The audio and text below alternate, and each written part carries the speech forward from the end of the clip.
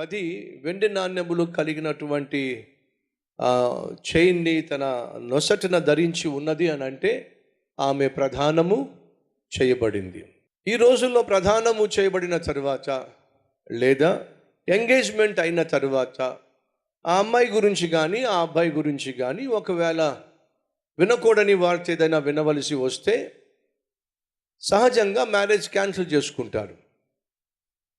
మాకు ఇష్టం లేదండి మీ అబ్బాయిని చేసుకోవడం, మాకు ఇష్టం లేదండి మీ అమ్మాయిని చేసుకోవడం, కొన్ని కారణాలను బట్టి మేము మ్యారేజ్ క్యాన్సిల్ చేసుకుంటున్నామని చెప్పేస్తారు.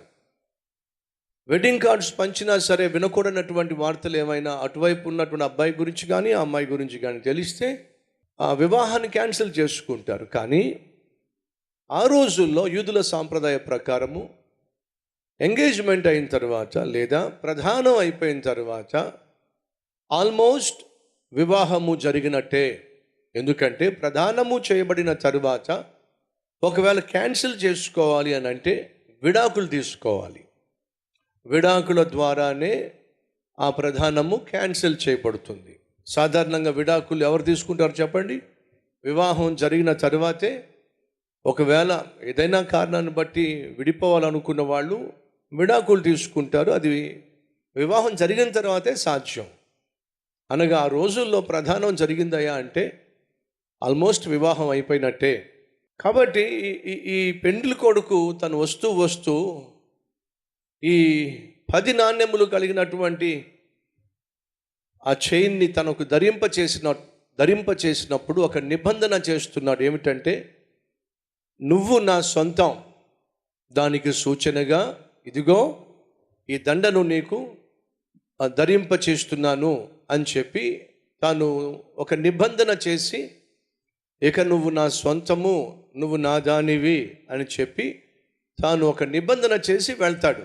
ఈ ప్రధానము చేయబడినటువంటి అమ్మాయి చేయాల్సింది ఏమిటంటే, అతడు తిరిగి వచ్చి వివాహం చేసుకునేంత వరకు ధరించినటువంటి ఆ దండను బహు జాగ్రత్తగా కాపాడుకోవాలి, బహుభద్రంగా కాపాడుకోవాలి.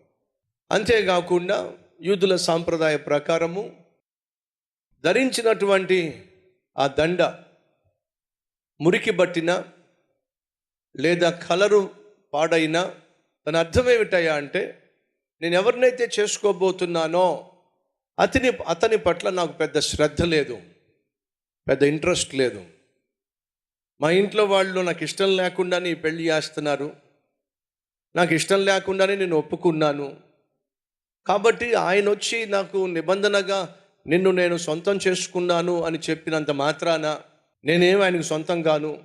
ఒకవేళ శారీరకంగా సొంతమైనా కూడా మానసికంగా మాత్రం దాన్ని అంగీకరించటం లేదు అనే భావన కలిగిస్తుంది. కాబట్టి వివాహము చేసుకోవడానికి అతను వచ్చే లోపట పరీక్ష ఏమిటయా అంటే, ఈ తల మీద ఉన్నటువంటి 10 వెండి నాణెములు ఎంత షైనింగ్గా ఉంటాయో, చక్కగా శుభ్రంగా షైనింగ్ అవుతూ ఉంటాయి, మెరుస్తూ ఉంటాయో, అది సూచన ఏమిటయా అంటే వివాహ బంధాన్ని ఈమె మనస్ఫూర్తిగా అంగీకరిస్తుంది.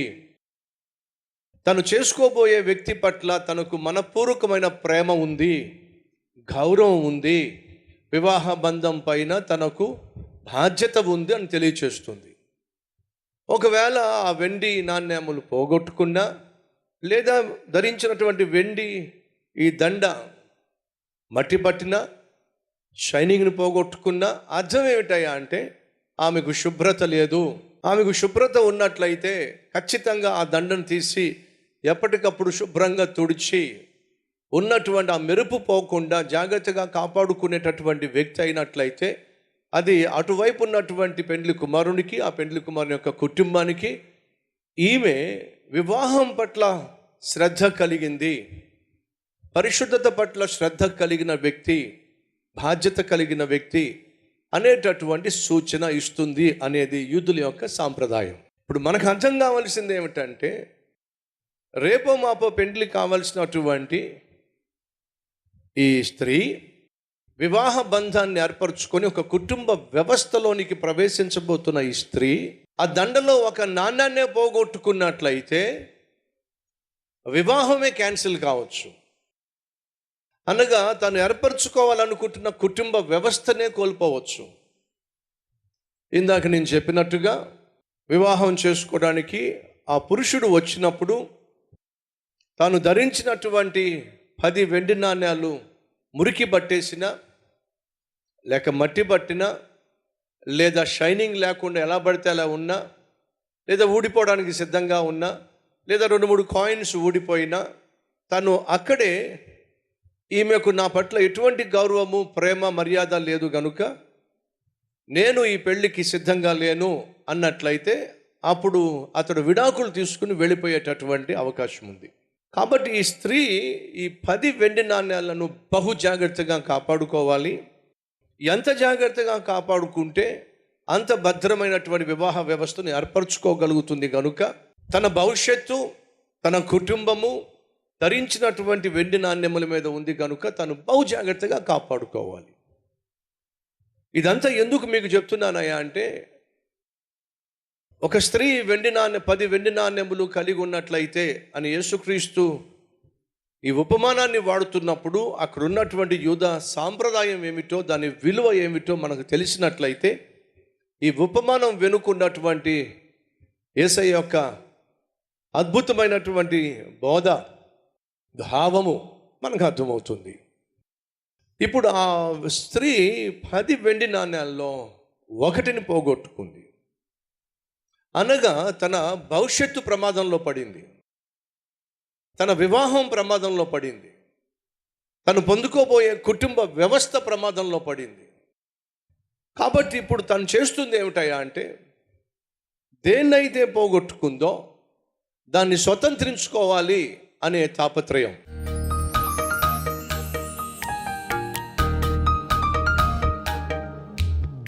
పరిశుద్ధుడు అయిన తండ్రి, శ్రేష్టమైన నీ సందేశం ద్వారా ప్రతి ఒక్కరితో మాట్లాడినందుకు వందనాలయ్యా.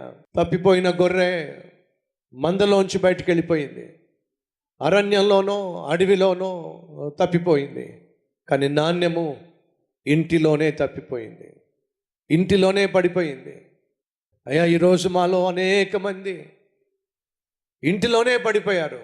ఒక భర్తగా, ఒక భార్యగా, తండ్రిగా, తల్లిగా, కొడుగ్గా, కూతురుగా నాయన కనపరచవలసినటువంటి ప్రేమ కావచ్చు, చేయవలసిన ప్రార్థన కావచ్చు, పెంచవలసిన పరిశుద్ధతతో కూడిన పెంపకం కావచ్చు, వీటిలోనే పడిపోయారు నాయన. మమ్మల్ని క్షమించయ్యా, మమ్మల్ని మన్నించు నాయన. ఉద్యోగంలో వస్తాదుల్లాగా ఉంటున్నారు కొందరు, వ్యాపారంలో విజయాన్ని చూస్తున్నారు, కానీ ఇంటికి వచ్చేసరికి బాధ్యతలు మరిచి జీవిస్తున్నారు. ఇంట్లో పంచిపెట్టవలసిన ప్రేమ, ఇంట్లో కనపరచవలసిన ఆత్మీయత, బిడ్డలకు చూపించాల్సిన అనురాగము చూపించలేని నాయన జీవితాలు చేతులారా తన కుటుంబాన్ని విచ్ఛిన్నం చేసుకుంటున్నాయి. క్షమించు నాయన. యేసు నామం పేరట వేడుకుంటున్నాం తండ్రి, ఆమెన్.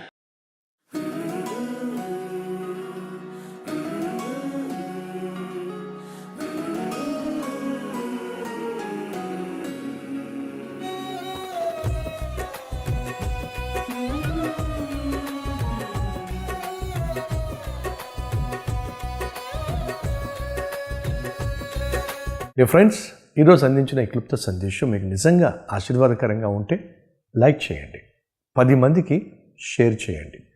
అలాగే ఓ చక్కని కామెంట్ పెట్టి మీ యొక్క అభిప్రాయం తెలియచేయాల్సిందిగా కోరుతూ మళ్ళీ కలుసుకుందాం. అంతవరకు సెలవు.